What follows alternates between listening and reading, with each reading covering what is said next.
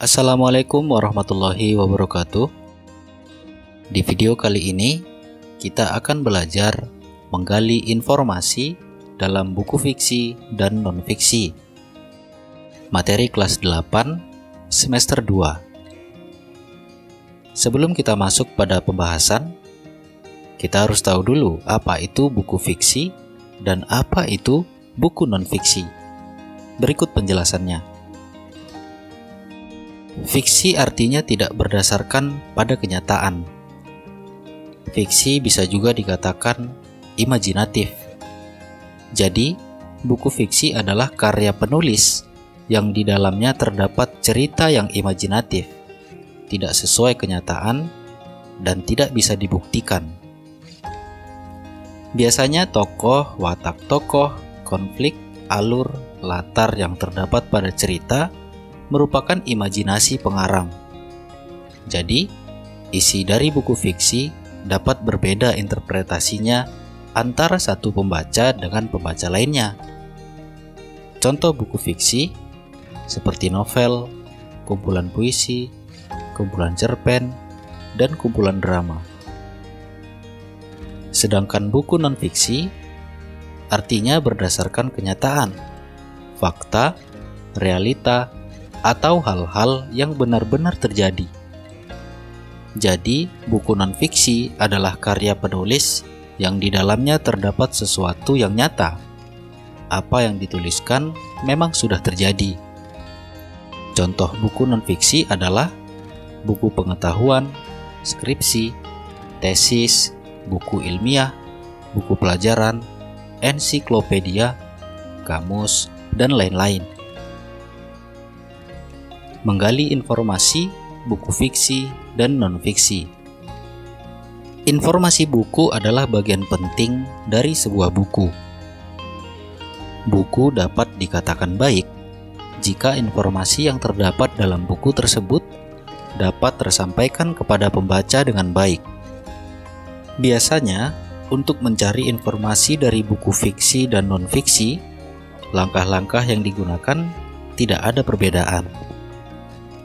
Hal yang harus dilakukan pada saat menggali informasi dari buku fiksi dan non-fiksi adalah sebagai berikut.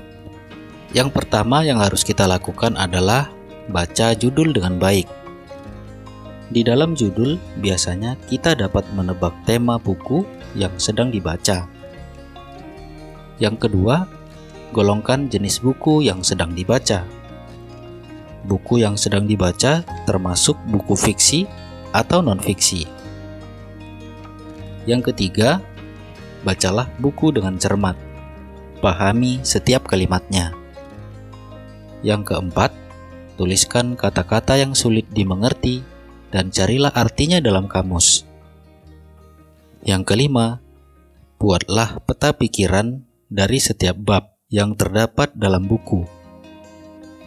Yang keenam, buatlah sinopsis atau ringkasan dari buku yang sudah dibaca menggunakan kalimat sendiri.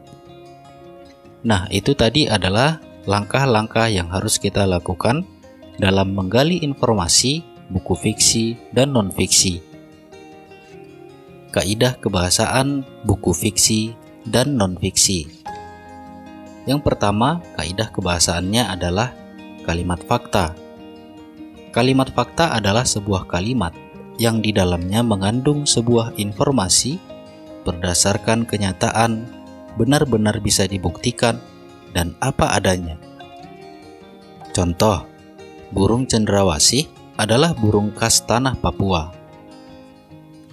Presiden pertama Indonesia adalah Soekarno. Nah, itu tadi adalah contoh kalimat fakta. Kaidah kebahasaan yang selanjutnya adalah kalimat opini. Kalimat opini adalah kalimat yang di dalamnya mengandung penilaian dari seseorang. Masih serba kemungkinan, belum tentu terjadi, dan seringkali terdapat kata sangat, kiranya, jika, andai, kelihatannya, harus, dan lain-lain. Contoh, untuk mengobati sakit kepala secara alami, menurut saya adalah banyak minum air putih dan tidur yang cukup. Setiap anak harus rajin mandi 3 kali sehari agar terhindar dari bau badan. Nah, itu tadi adalah contoh-contoh kalimat opini. Jadi di dalamnya mengandung tanggapan pribadi dari seseorang. Demikian untuk video kali ini. Semoga bermanfaat. Terima kasih.